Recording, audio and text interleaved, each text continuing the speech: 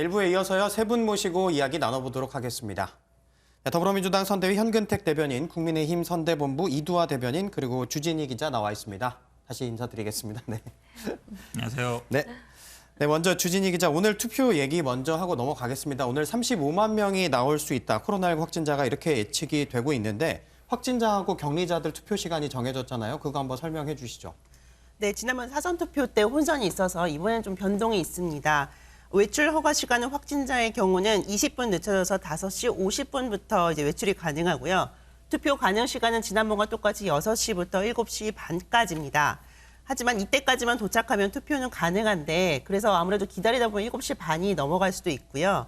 근데 문제는 6시까지 도착을 했는데 앞서 일반 투표자가 있는 경우는 다른 곳에 대기했다가 투표가 가능한 상황입니다.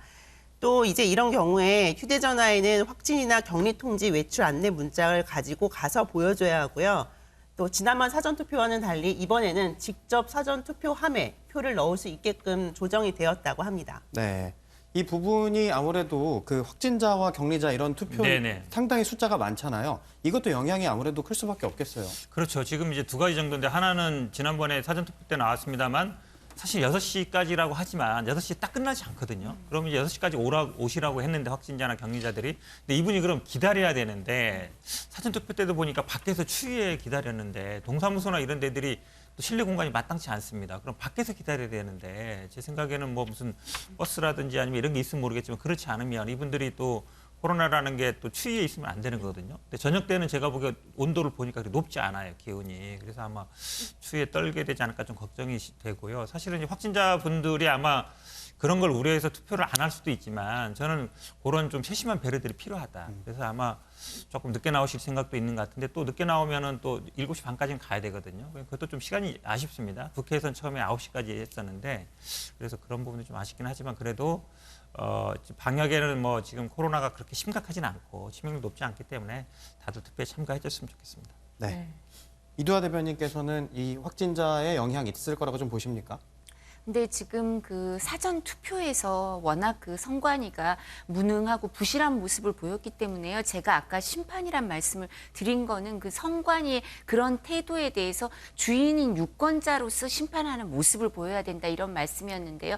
그러니까 그런 모습을 보여주기 위해서라도 꼭 소중한 한 표를 행사하시지 않을까 싶습니다. 근데 아무래도 뭐 현근택 대변인도 얘기하신 것처럼 기온이 조금은 이제 6시가 지나서 해가 지고 나면 좀 떨어질 것 같은 그런 우려는 있는데요. 옷 따뜻하게 입고 나오셔서요. 소중한 한 표를 반드시 행사해 주시기 바라고요. 그리고 이 선관위도 뭐 사전 투표에서 그런 모습을 보였지만 본 투표에서는 되도록이면 선관위의 존재 의의를 보여주시기 바랍니다. 선관위가 존재하는 이유는 모든 국민이 참정권을 쉽게 원활하게 행사하는 걸 보장하기 위해서거든요. 그렇다면 거기에 만전을 기하는 모습 보여주시고요. 그리고 또 확진자분들도 투표하는데 좀 어려움이 있으시면 오늘 경찰 병력이 아마 7만 명 정도 투입이 되거든요. 그래서 주변에 경찰관이 있을 테니까 꼭 좀 이런 어려움이 있다 좀 도와달라 이런 말씀 기탄 없이 하시고요. 여러분이 주인이고 여러분의 소중한 한 표를 행사하기 위해서 모든 이제 공무원이나 정부 조직이 그 부분에 최선을 다해야 하는 게 맞으니까 주저하지 마시고 공무원들한테 당당히 권리 행사 요구하시고요. 어떻게 된 거냐 나를 도와달라 이런 말씀 꼭 하시면서 소중한 한 표 행사해 주시기 바랍니다. 네. 네, 아무쪼록 투표가 마지막까지 잘 마무리되길 바라겠고요. 사실 워낙 이번 대선이 초박빙이다 보니까 아직도 마음을 잡지 못한 부동층 그리고 지지층이 결집하는 게 무엇보다 관건이 아닐까 싶은데 과연 어떻게 될 거라고 예상하시는지요? 뭐 이게 전망이 굉장히 어려운 질문입니다. 사실은 아마 마지막까지 뭐 여론조사나 이런 걸 보면은 막판에 이제 투표장에 가서 결정하는 분들 계세요. 왜냐하면 지금 그런 수치들이 팽팽하다 보니까 그럴 것 같은데요. 저는 아마 결정의 기준은 나름대로 있을 거라고 봅니다. 결국은 누가 우리 대한민국을 앞으로 5년간 이끌어가는 게 맞는가. 그리고 우리의 삶을 어떻게 개선시킬 것인가. 결국은 아마 먹고 사는 문제, 민생 문제, 좀 더 뭐 구체적으로 얘기하면 이 경제 문제를 어떻게 해결할 건가 그 문제거든요. 그래서 저희 후보도 사실 경제 대통령 얘기하는 거고 위기에 강한 대통령 얘기하는 겁니다.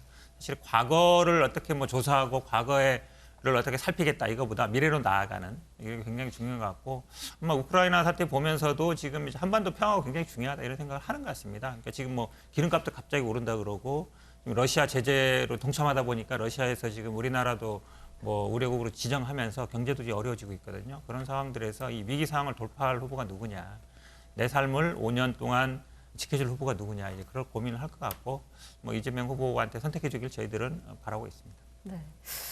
이도하 대변인께서는 표심의 향방을 가를 마지막 변수 뭐라고 보시는지요? 이제 윤석열 후보가 어제 유세를 하면서 이런 말씀을 했거든요. 국민이 내 정치 세력이다. 국민이 저의 정치적 뒷배다. 이런 말씀하셨는데요. 국민 통합을 이루어낼 후보도 윤석열 후보라고 생각을 하고요. 어제 이제 22일 공식 선거운동 대장정 5,954km를 이동하고 나서요. 서울에서 그 시청의 광장에서 마지막 유세를 하면서 뭐 안철수 대표, 유승민 전 후보 그리고 이준석 대표 다 같이 그 무대에 올라가서 합동 유세하는 모습을 보였는데요. 이렇게 화학적 원팀을 만들어서 진정한 국민 통합을 이뤄낼 후보가 누군지 아실 거고요. 위기를 불러온 사람은 위기를 해결할 수가 없습니다. 그런 모습도 국민들께서 잘 알고 계실 거고요. 국민 이익만을 위한 정권 교체 이뤄내겠다는 게 윤석열 후보의 말씀입니다. 네. 조금 더 구체적으로 들어가서요. 이게 대선 막판 변수로 부상한 것들에 대해서 이게 어떤 영향을 주는지도 한번 이야기 나눠보도록 하겠습니다. 이 대선 일주일 앞두고 극적으로 타결됐던 이 안철수 후보와 윤석열 후보의 단일화가 있었죠. 일단 민주당에서는 오히려 안철수 후보의 그 표가 더 민주당 쪽으로 넘어온다 이렇게 보고 계셨던 거죠.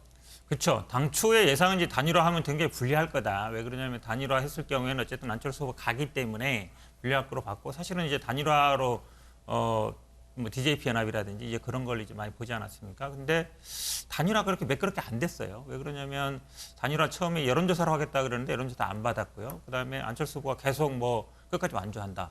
돌아가신 분의 유지를 받들겠다. 그다음에 뭐 윤석열 후보 찍으면 손가락 잘라야 된다. 이런 얘기까지 했었거든요. 그래서 파기 결렬 선언까지 했었는데 어느 날 갑자기 되긴 됐습니다만 납득이 잘 안 가는 거죠. 국민들이 봤을 때 예를 들어서 설명이 있어야 되거든요. 제가 뭐 그럼 이런 이유로 단일화를 하기로 했습니다라든지 아니 뭐 DJP 하나 보시면 알겠지만 한 달 전부터 합의서 쓰고 지지자들이 또 모이는 과정이 있었거든요. 토론회도 하고 이랬었는데 그런 과정이 전혀 없었습니다. 그래서 밀실에서 자기들끼리 그냥 주고받은 게 아닌가. 뭐 인면 합의도 없었다 그러지만 아무런 합의도 없이 그냥 어느 날 갑자기 만나서 그냥 맥주 한잔 마시고 했겠는가. 뭐 이렇게 되고 있기 때문에 안철수 후보를 지지하던 분들이 되게 분노해서 저도 뭐 유튜브라든지 아니면 그 당 게시판 들어가 보면 대부분 분노하는 분들이 되게 많았어요. 그러니까 특히 이제 안철수 후보 지지하던 분들이 2030이나 여성분들이나 호남이나 서울의 분들이 많은데 젊은 분들은 절차적인 공정함 따지는 거거든요.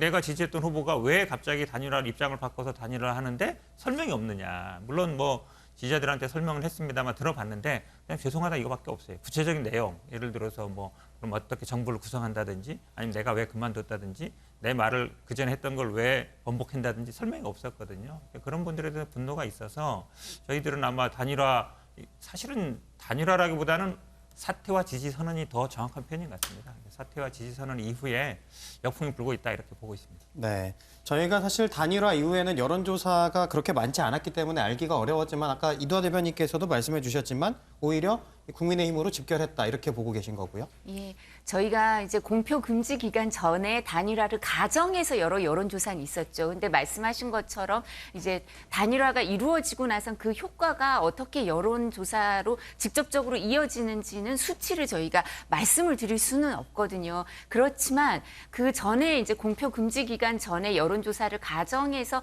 해보면 그 부분에서 항상 나오는 게 국민의 다수가 항상 정권 교체 지지율이 정권 교체를 원하는 국민들이 정권 연장을 원하는 국민들보다 많았고요. 뿐만 아니라 정권 교체를 원하는 국민들은 단일화하기를 원하셨어요. 그래서 단일화를 이루어낸 데 대해서 순풍이 불 거라고 말씀을 드렸고요. 그리고 제가 꼭 하나 이제 먼저 지적하고 싶은 게 우리가 이번 20대 대선에서 단일화는 한쪽만 있었던 게 아닙니다. 김동연 전 부총리도 사퇴를 하고 이 이재명 후보 지지 선언을 하셨는데 항상 민주당 쪽 분들은 그 얘기를 안 하시더라고요. 그래서 김동연, 이재명 단일화도 존재합니다. 근데 그만큼 존재감이 미미한 건지 아니면 아예 언급을 안 하고 싶으신지 모르겠는데 하루 차이로 단일화가 있었고요. 그리고 이재명 후보 측에서도 안철수 대표에게 토론 날까지 저희 단일화 직전까지도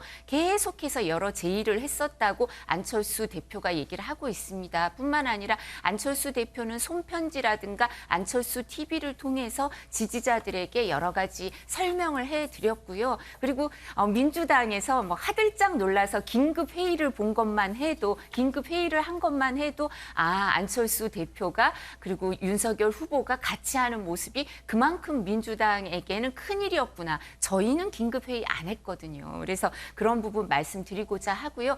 미래 통합, 그다음에 개혁 실효, 방역 정부 이루어낼 것도 윤석열 후보와 안철수 대표의 원팀에서 이루어낼 수 있고요. 아까도 말씀드렸듯이 국민 통합도 이루어낼 수 있고 위기를 불러온 사람들은 위기를 해결할 수 없기 때문에 이 위기라고 하시거든요. 이재명 후보도 항상. 그래서 이 위기를 해결할 수 있는 것도 윤석열 후보의 원팀이라고 생각합니다. 김동연 후보 단일화 말씀하시니까 말씀 한 말씀 드릴게요. 그러니까 토론회를 한번 했습니다. CBS에서 토론회도 했고요. 김동연 후보가 정치 개혁 제안을 했습니다. 예를 들어서 4년 단임제라든지 그다음에 뭐 국회의원 4년 3년이 중임제 금지 아닐까요? 네. 4년 중임제. 예. 그다음에 대헌 얘기도 했고요. 그다음에 뭐 정치개혁 여러 가지 얘기거든요. 비례대표제라든지 그다음에 뭐 3년인 금지 이런 걸 얘기를 했습니다. 그런 거에 대해서 받았죠. 그리고 그거에 대해서 어찌 보면 하겠다라는 걸 한 겁니다. 그러니까 단일화라는 과정이 중요한 겁니다. 결과도 중요하지만 그런 모습을 보였다. 근데 안철수 후보와 제가 보기에는 뭐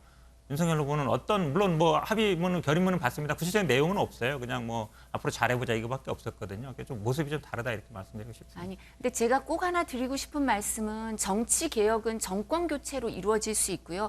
왜냐하면 대선에서 이 정권 교체를 이루어내고 잘못한 정부는 심판하고 잘한 정부는 다시 연장할 수 있도록 하는 그런 모습이 정치 교체로 이어질 수 있고 정치 개혁으로 이루어질 수 있다고 국민이 주인으로서 판단하시는 거고요. 무엇보다도 정치 개혁 얘기하시는데 저는 약간 궁금한 게 그 지난달에 송영길 대표랑 이재명 후보가 586 용태가 정치 쇄신이라고 안 물어봤고 안 궁금한데 먼저 막 얘기하시더니 한 명도 586 용태를 안 하시는데 어떻게 입법 뭐 여러 가지 국민적 합의 이런 정치 개혁 주장하시는 거 이끌어내실지 신뢰가 안 가고 안철수 후보도 정치 개혁에 대한 신뢰가 없다고 얘기하시는 거죠. 안철수 대표도.